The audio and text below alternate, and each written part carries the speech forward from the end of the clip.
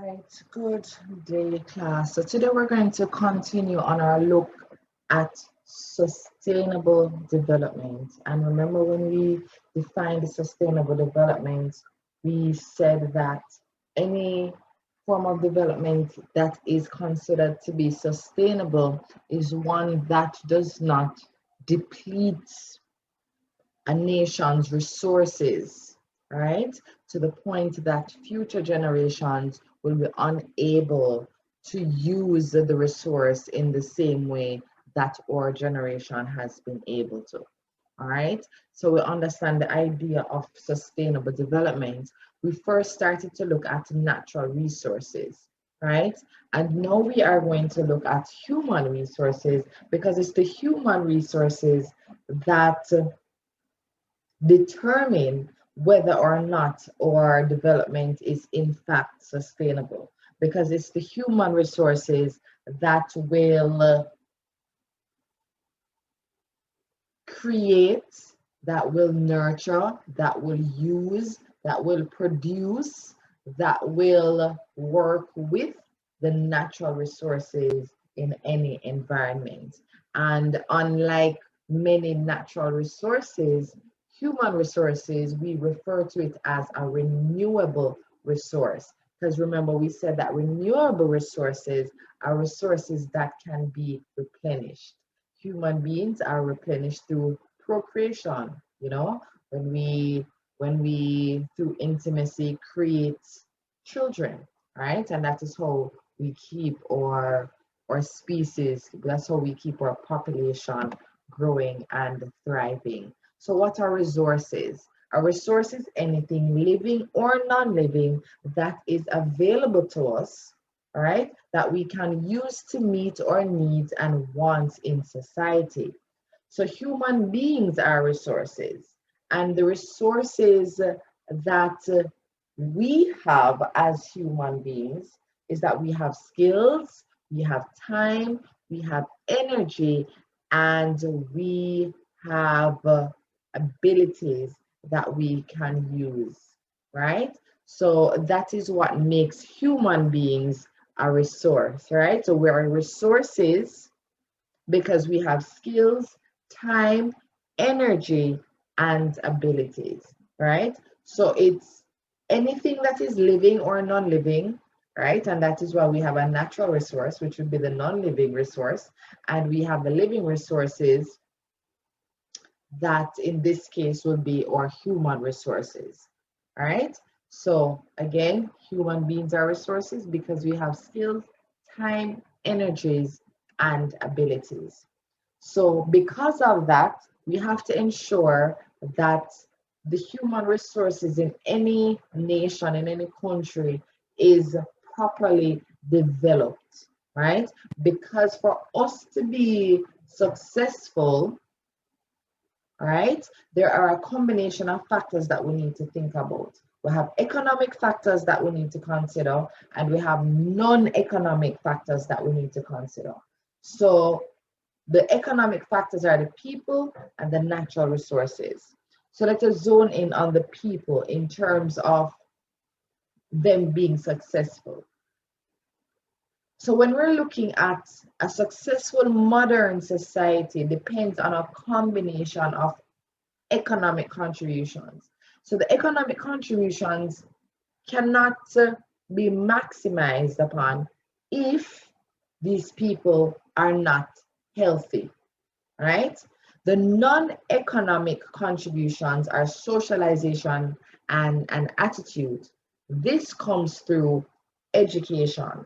So when we're looking at developing human resources, it is twofold. The economic side of it, so people, right? We need to be strong, we need to be healthy.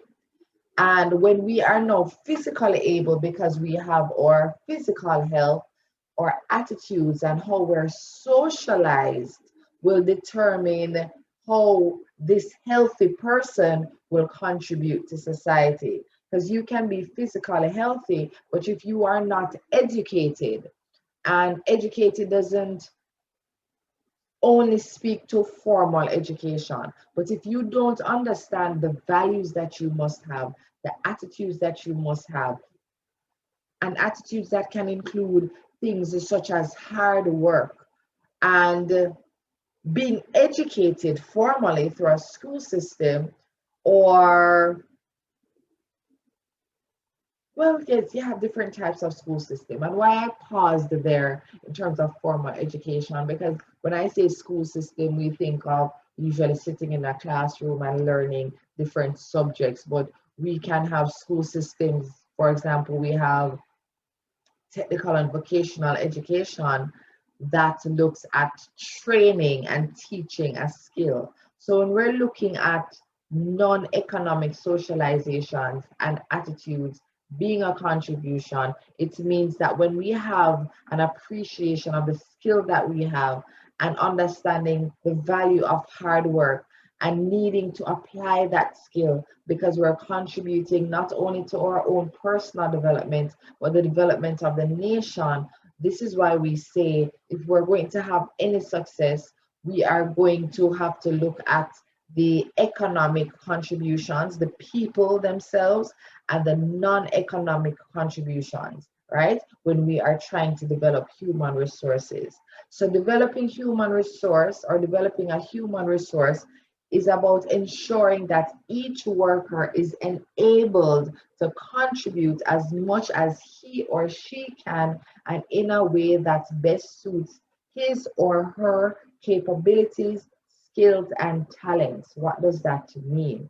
In a nutshell, the economic, we need to make sure that we are healthy, right? So if we're going to contribute, we have to be healthy. Sick people are liabilities in a country, meaning that the government will have to spend money on finding medication, finding curative measures to take care of them. If you're sick, you can't work, right? And if you can't work, government can't tax you. If you're not taxable, those who are working will be more heavily taxed. So it's a host of things that we have to think about when we're thinking about the importance of developing the human resource, developing people, right? So if we are going to be able to contribute in a meaningful manner, one, we have to be healthy. And for us to, as the definition states here, let me pull up this for a minute.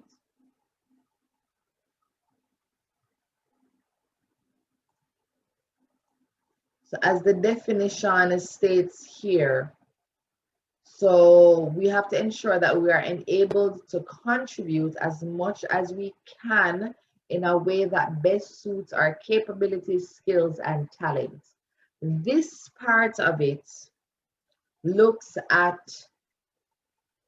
education, be it formal or informal, learning subjects, learning a skill, whatever it is.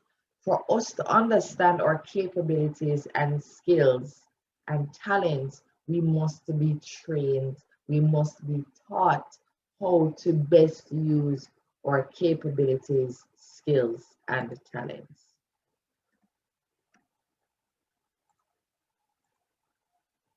All right, so first we're going to look at the health of our human resources, right? Because before we can educate, before we can send you to school, before we can train you, we have to ensure that you are physically fit.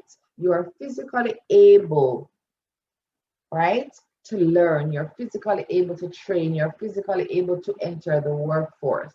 So the health of a population is significant in relation to the economy because an individual's health affects his or her ability to work. Resources have to be spent on providing health care.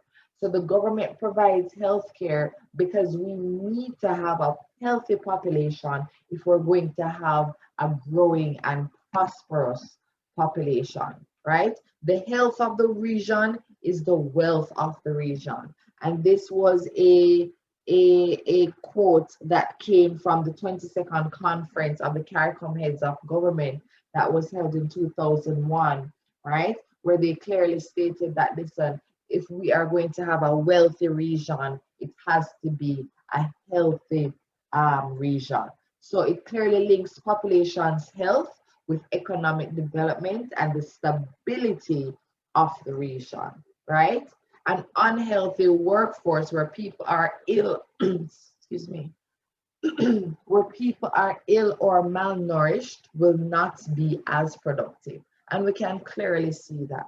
If you're not well and you go to work, you know, you're tired, you're drained, you're hungry, or whatever your physical ailment is, it's going to affect your concentration. It's going to affect what you're physically able to do. So, like in the picture here, we have some men on a site. If it is that you are not well, you're not going to be physically able to zone in on what you're going to need to do. If you have any heavy lifting to do, you won't be able to effectively carry out those tasks. In addition to that, sick people are often absent from work, and even when they are working, they have less energy to carry out their tasks. This means that less revenue is generated overall, potentially limiting the amounts available for spending on developing health services. This in turn can lead to increased ill health. So you're not earning enough, right? So because of that, you're not able to go to the doctor. So because you're not well, you're not producing a lot, you're not earning a lot of money. Because you're not earning a lot of money, you can't afford to go to the doctor to ensure or try to improve or correct your health, right? So that is going to lead to further ill health. So you're not well, but you go to work, you can't work well, you cannot work well, or you're not able to effectively produce. As a result of that, that is going to affect your earnings. Because your earnings are affected, you can't improve your health because you don't have enough money to do that. Because when you're at work, you're not able to produce. Does that make sense? Is that confusing? Let me run through that one more time.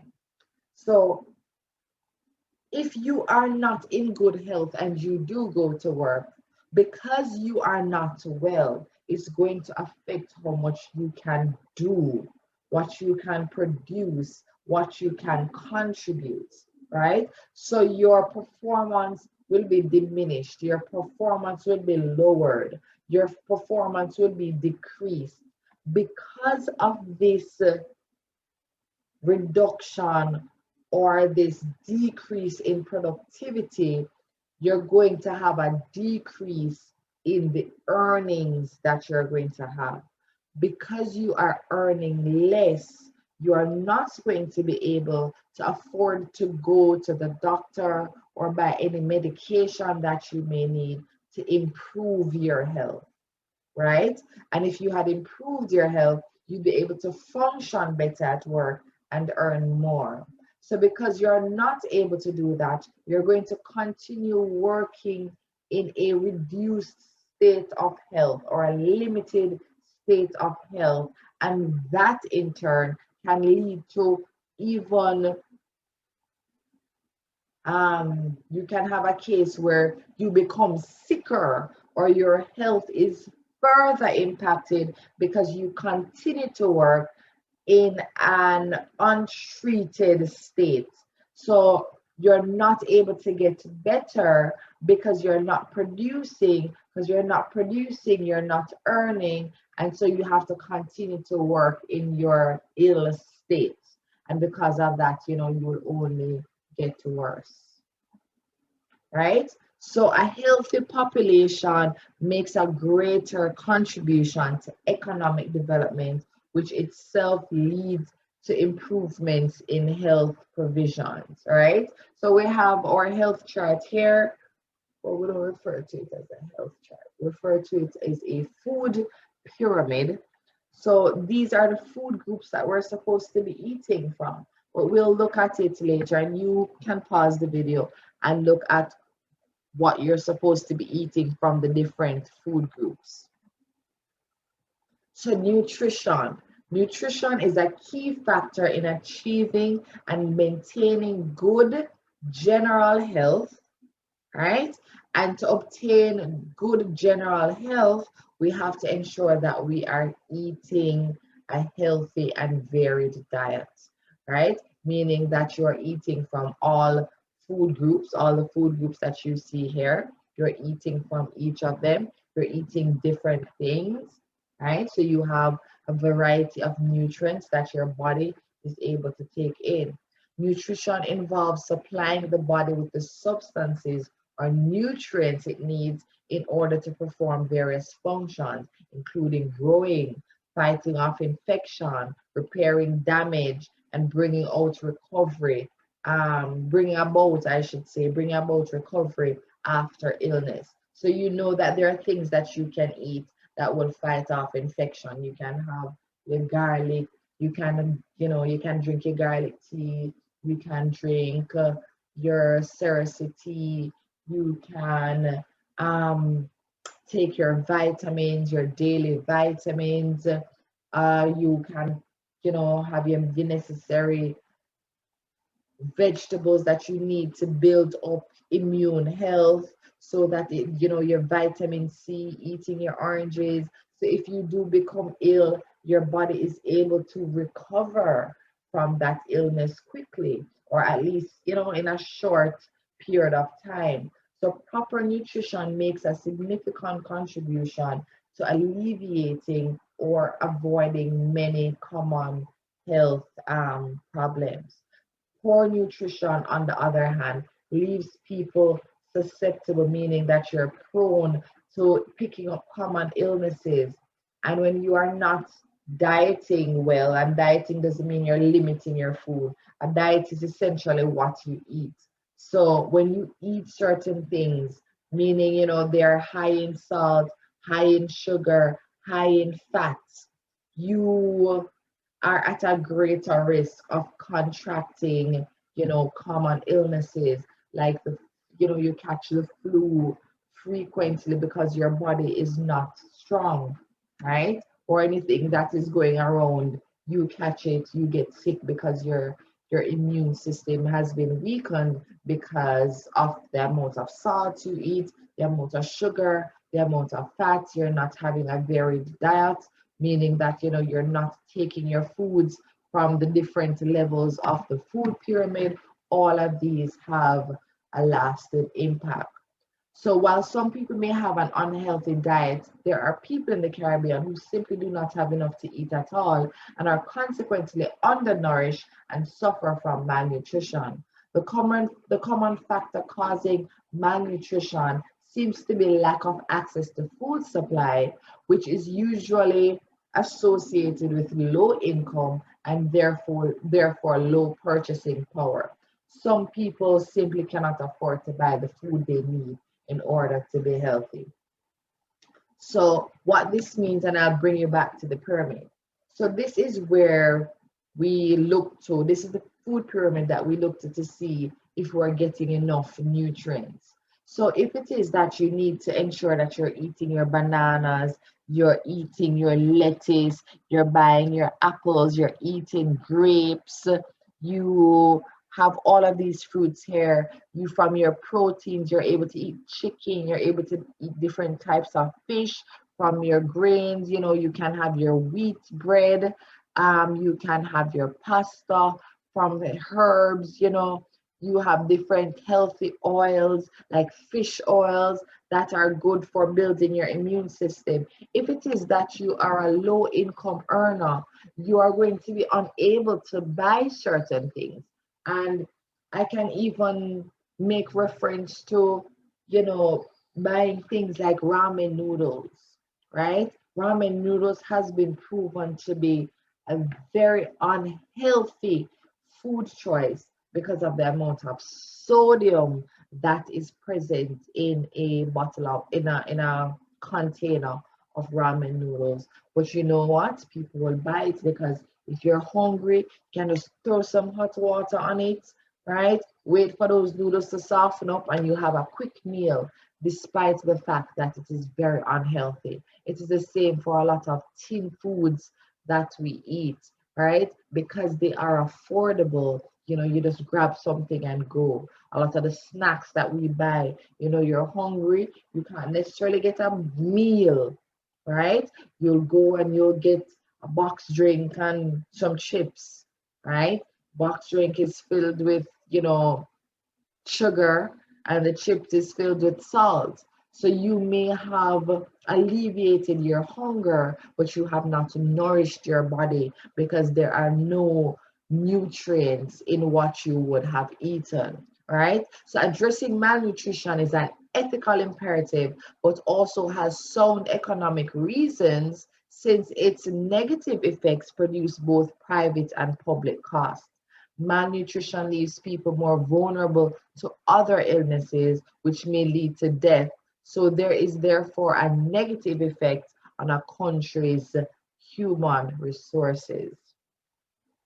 All right, so when we're talking about public and private costs, the idea behind that is privately I'm affected by it. My family is affected by my poor health because it affects my earnings.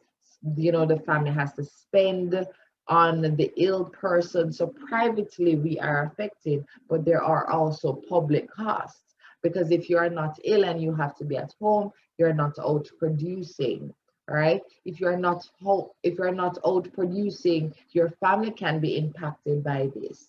Right? Is it a case where because of your illness, a child can't go to school because school fees can't be paid because we're covering healthcare services? Is it a case where nutrition in the home has been reduced or proper nutrition has been significantly impacted because money has to be spent on curing the illness that the unhealthy person in the home may have, and so it's going to cut down on what we're able to buy, on what we're able to eat, right? So when we're talking about private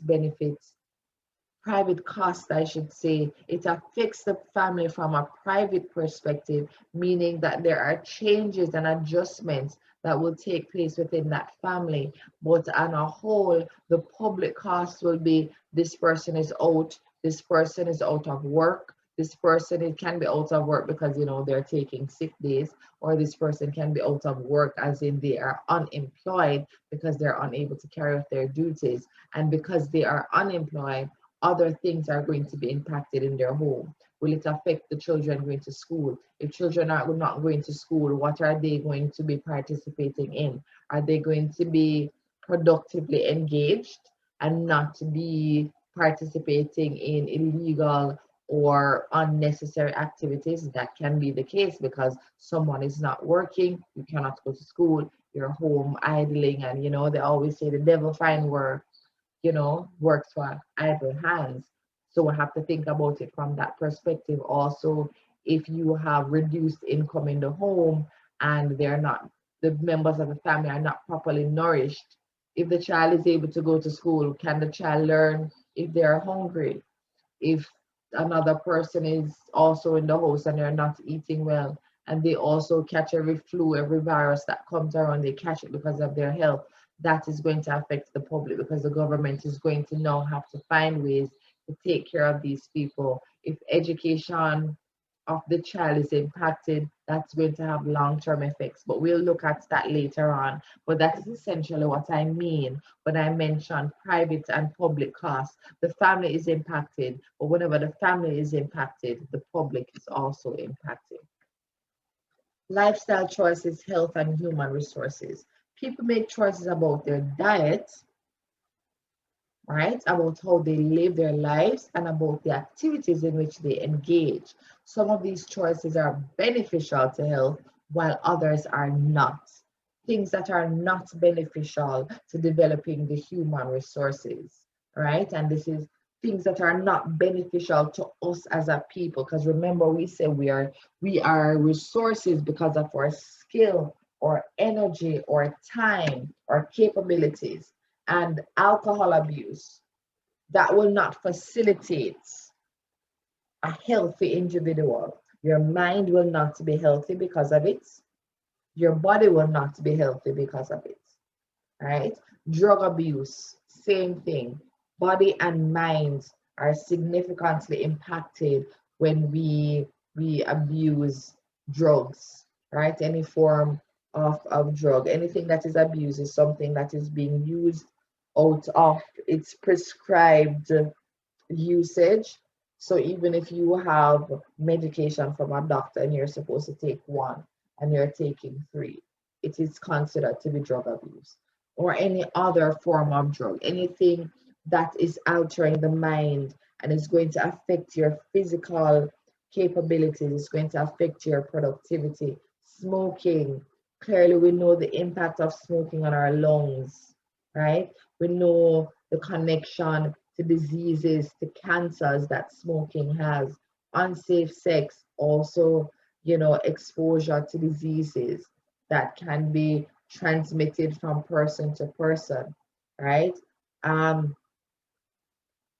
I should have lack of physical activity here. I will edit that for the PowerPoint that I'm going to send out to you. So I'll edit that. So lack of physical activity. You sit at home and you eat your ramen noodles, you eat your tinned foods, you don't leave the house, you sit and you go through your phones, you Netflix and chill and you do nothing else. You're just there. All of this impacts your health, right? Your mind is not being actively engaged, right? Because any muscle that you don't use, you lose it, right? So you don't exercise your mind, you're going to find that you're not as sharp, you're not as quick as you would have been if you were reading or at least feeding your mind something that nourishes it, right? Same thing with your physical activity. You start gaining weight, and excessive weight gain leads to things like diabetes, obesity. So all of these things are lifestyle or health choices. These are not beneficial to developing a human being, to developing the human resources.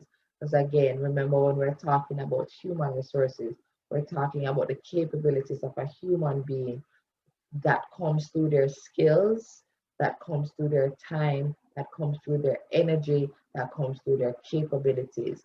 Alcohol abuse, drug abuse, smoking, unsafe sex, lack of physical activity, all of these things affect those skills, those capabilities, the time and our energy, right? So when we're thinking about human resources, remember that that is what we're talking to. That's what we're addressing. That's what we're speaking to in terms of our skills, our time, our energy, our capabilities. So anything that is taking away from our time, we're wasting our time. We are wasting our energy. We're not developing our skills. These things are detrimental to the development of the human resource. Mental health and well-being. Mental health is another important factor in developing human resources. A number of conditions are of particular concern within the Caribbean. For example, depression, schizophrenia, and anxiety disorder. An increased risk of these disorders is often linked to the use of drugs such as marijuana and alcohol, right? And so when we're talking about our mental health, you'll find that there are a lot of people who will smoke and there are a lot of people who will drink, not because they just feel like it, but because of how they're feeling. And the use of these, and these are considered to be mind altering drugs because it will affect your mood. So in the moment, you may feel sad or you may be depressed, and you can smoke some weed and you feel better. But the issue with that is, even when you are not feeling depressed, you go to that drug, be it marijuana, be it alcohol, you go to that thing and you go to that thing even when you don't need it, it now becomes an addiction. And people like to speak about the benefits of marijuana, but the reality of the situation is a lot of the nutrients that are present in the marijuana, in weed, are lost when you add the fire to it. So when you burn it, all of these nutrients that they say the plant has is lost. when you are using it in that form. So you'll find that there are a lot of smokers, there are a lot of drinkers. Everybody can think of an uncle or somebody on the avenue that is always, that always smells like alcohol, or somebody who is always at a bar, somebody who is always smoking. This is because in many instances they are using this drug to make themselves feel better.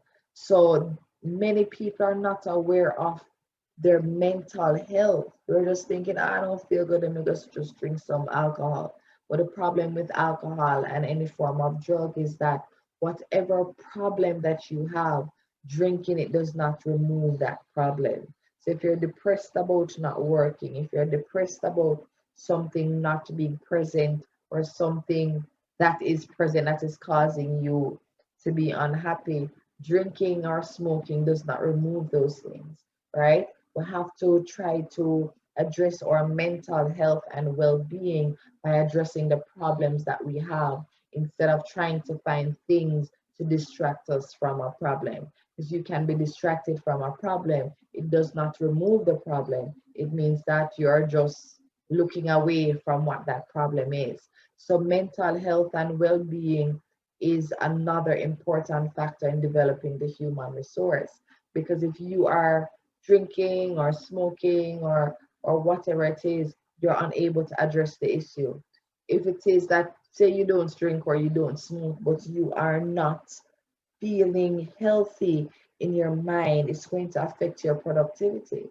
If you're depressed, you're not going to be motivated enough to get up and study, to get up and work, to get up and be productive, to get up and exercise, to eat well. You're not going to be motivated to do any of these things. So mental health affects all other areas of the human resource, because if mentally you're not healthy, you're unable to use your time wisely, you're unable to develop your skills and your capabilities, you don't have the energy. Because again, I'm repeating this, it sticks in your head.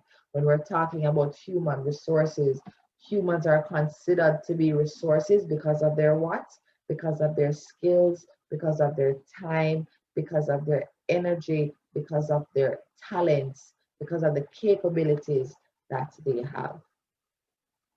Right? So mental illness has many causes. Although some people inherit a tendency towards certain forms of mental illness, and that means that your parents, grandparents, people in your family may have had this mental illness. It makes you predisposed, meaning that it makes you likely or prone to developing that mental illness as well. So that is possible in certain forms of mental illness. However, anyone can be subject to it, meaning to mental illness, as a result of personal experiences such as domestic violence or community violence, stress at work, job dissatisfaction, bereavement, meaning that someone may have died, physical injury, so you may have hurt yourself, so you're not able to move around the way you once were. And because of that, it affects how you feel about yourself. You can have financial concern. So you have money worries, you're unemployed, which will lead to the financial concern, right? And trauma through an unprecedented event, such as a natural disaster or a violent attack. I don't know, as much as I proofread these things, I usually only see the errors when I am in presentation mode, but are a violent attack. So we're not even talking about natural disasters. There has been an increase in the number of cases of depression since the start of the pandemic. And also, during this pandemic, there has also been an increase in the number of suicides that have occurred. So when we're talking trauma through an unprecedented event, meaning something that has never happened before to that person at that time, something that um, kind of comes and goes. Well, this pandemic has been around for almost 2 years, but an unprecedented event, meaning it just came out of nowhere. All right. So you can have natural disasters, a hurricane comes and your house is damaged as a result of that. Or as I said, through this pandemic, you've found that it has been traumatic because you've had multiple people that have gotten ill, that may have died as a result of this pandemic, the COVID-19. So they may have contracted the virus, and as a result of that, they lost their life, right? So things like that, the trauma that comes from that, you know, can affect a person's mental health. The depression, all of these lockdowns has led to depression. Imagine people who live by themselves, people who are old, people who are estranged from their families. You want to go and visit a family member, you can't visit a family member because of the pandemic. You may have somebody who, close to you who died and you can't attend the funeral because of the funeral size, or the person is overseas so you can't leave. All of these things have been affecting the mental health of people worldwide, right? Many people can be treated, cured, and rehabilitated back into society, especially with the care and support from family and friends. Individuals with mental illnesses are twice affected because of the symptoms they suffer and the stigma associated with the disease. And why we say twice affected, we're saying that you already have an illness, but you also have people looking at you as though there is something wrong with you, as though you are defective because you have a mental illness. So I have this illness, and that is one problem. Now I also have to deal with everyone looking at me as though I'm broken, as though I'm defective, right? And that is an issue that affects treatments and even diagnosis, because people may feel that there is something wrong or something is off with them, but because they don't want to be considered to be weak or crazy, they keep things to themselves, right? And that is what you find a lot in the Caribbean. You may feel depressed, and somebody say, oh, because you don't have the strength to deal with things, man. No, depression is actually caused by a chemical imbalance in the brain. So if it is that you do feel depressed in any way, say it to somebody. Say it to somebody. I don't feel well. I don't feel well in my mind. Speak to somebody that you can trust. Speak to somebody that will listen to you, because depression is not because you're weak. Depression is because something has happened to you that has changed the chemical balance in your mind, and it affects how you operate, it affects how you see yourself. And when we have these mental illnesses and they go untreated, this is when you have cases of suicide, right? So when we say individuals with mental illnesses are twice affected because they have the symptoms and there's also the stigma attached. So I feel there is something off with me. I feel I'm anxious about everything. I'm worried about things that are unforeseen. There's nothing that says that this thing will happen, but this is always on my mind. These are mental health considerations. Depression is a mental health consideration. If people are going to think you're crazy, fine, deal with it. It is better than sitting there with a chemical imbalance, and then you are pushed to making permanent decisions on the feeling that you have because you just want to feel better, and this is what leads to suicide. So if it is that you see somebody who's withdrawn, you see something that is off with somebody, say it, speak, because you never know if the life that you save is not only your own, but you can even end up saving a family member's life because you have identified that their mental health and well-being is being impacted in some way. So when we're looking at or mental health or physical health, there are different places that we go to based on what our needs are. So there are types of healthcare that are present in any given society. So we have primary healthcare, we have secondary healthcare, and we have tertiary healthcare. Primary healthcare, these are usually considered to be preventative methods, right?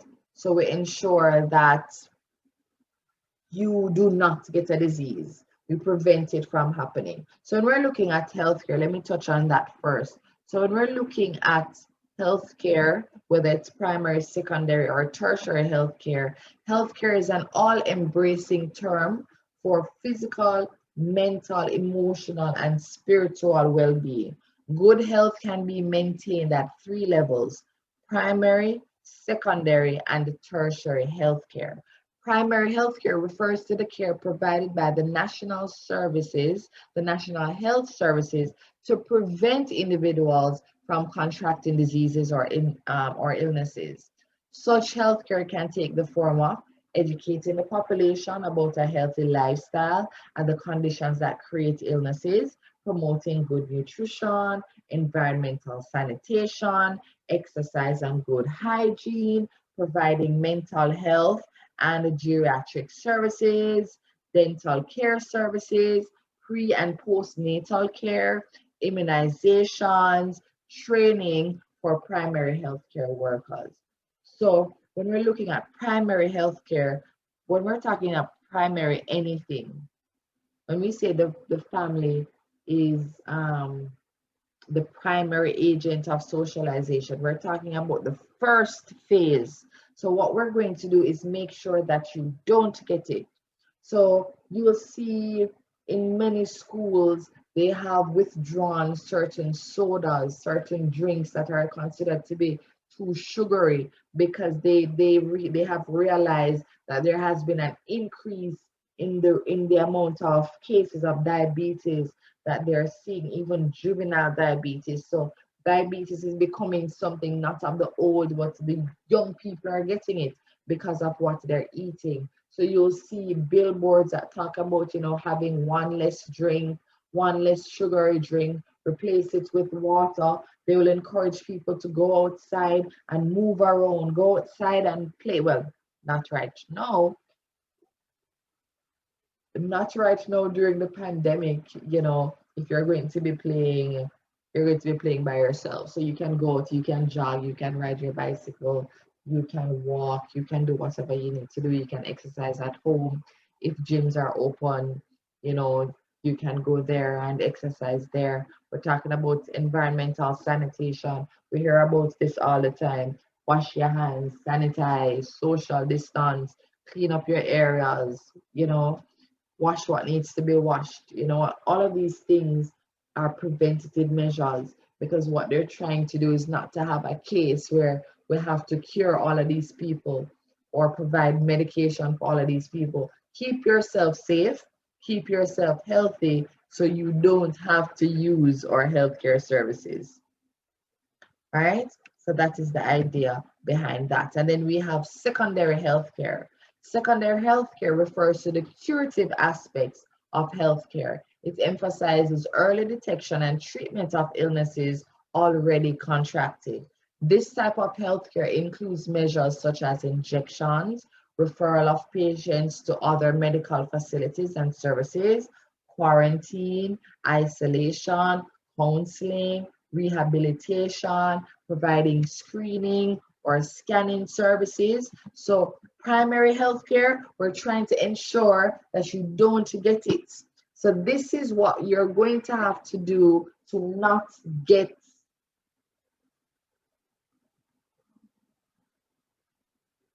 this is what you're going to have to do to not get the illness, right? If it is that you do, this is what you're going to have to do to cure the illness. So primary healthcare is preventative while secondary healthcare is curative. You have it, now let us fix it. Tertiary healthcare, on the other hand, tertiary healthcare emphasizes care, treatment, and rehabilitation of persons with diseases. So such care is carried out at health institutions or at a home. The aim of tertiary healthcare is to reduce the levels of disability or rehabilitate the patients. It includes the use of things like physical therapy. So primary, preventative; secondary, curative; tertiary, rehabilitative. So this is where we are putting methods in place to help you get better. All right? Diseases. And this is where we're going to end because I've run into our 45 minutes. So diseases may be the result of poor sanitation, hygiene, or deficiency in nutrients in the body. A disease that affects many people at the time and that spreads in a locality where the disease was not prevalent before is called an epidemic. While a disease, I need to edit that too, while a disease that is prevalent over a whole country or the world is referred to as a pandemic. So that is what we're experiencing now. So a disease that affects people at the same time and spreads within a local area is referred to as an epidemic. So if we have something, a disease that is spreading in Jamaica, that's an epidemic. If we have a disease that is spreading throughout the world, right, that is a pandemic. All right, so no, let me go back on that. That sounds confusing. So an epidemic, let me not say that. So it would be an epidemic if we have a parish in Jamaica that has an outbreak of some disease that was not there previously at a given time. So if it is that it spreads from Kingston to Clarendon to another parish, it would still be a considered an epidemic, right? While if it is that everybody in Jamaica, the whole country is experiencing it, it would be considered a pandemic in that case. And it can even go further. If the country and other countries around the world are experiencing it, it would be considered a pandemic. So the epidemic is within a particular locality, a particular area has that disease where it was not present previously. That will be the epidemic, while the pandemic would be the whole country or the world having that disease, or that disease being spread throughout the entire country and throughout the entire world. That will be the pandemic. I'll edit that slide before you get it. Immunization is one method of reducing epidemics. Immunization is a process by which a person is made immune or resistant to infections or diseases, often through the use of vaccines, which stimulates the immune system of the body. Vaccination of the public eliminates life-threatening diseases. So that is why, they're having blitz vaccinations, trying to vaccinate as many people as possible, because if your body has built up an immune system, the disease will have nowhere to go. So if one person contracts it, the body has already built up its defenses, all right, so the disease cannot be spread to that person, and it continues and it goes that way. So if this other person contracts it, I have the barriers to prevent it. It goes to another person, barriers are there to prevent it. It goes to another person, barriers are there to prevent it. And what will happen after time, the disease won't be able to affect anyone in any significant way. And as a result of that, the vaccines will eliminate these life-threatening diseases. That is why we don't hear about rubella and polio and diseases. You may have been introduced to those diseases today when I just mentioned it. Things like polio and rubella, because of vaccines, these diseases are no longer present. or at least they're not present in the Western world, where vaccinations are for the most part in many countries, including Jamaica, mandatory. You have to get these vaccines. If you're not properly immunized, you cannot attend the majority of schools in Jamaica. There may be exceptions. I'm not sure of which schools are the exceptions, but in the events that there are, I will say that the majority of schools in Jamaica expects that all children are fully immunized before they can even start. And their immunizations or vaccines that have to be taken at different stages of a child's life. So if we're going to reduce the occurrence of epidemics or even future pandemics, we have to be properly vaccinated. All right. So again, the epidemic within a locality, a disease present in a locality, a pandemic, a disease present in an entire country or throughout the world, that's a pandemic, which is what we're experiencing now. And again, as I said, if these are going to be reduced, you're going to have to, receive vaccinations or immunizations of some sort to ensure that the disease loses its strength, and so it no longer poses a threat to life. All right, guys, we will continue with another look at human resources at our next session. All the best and be safe.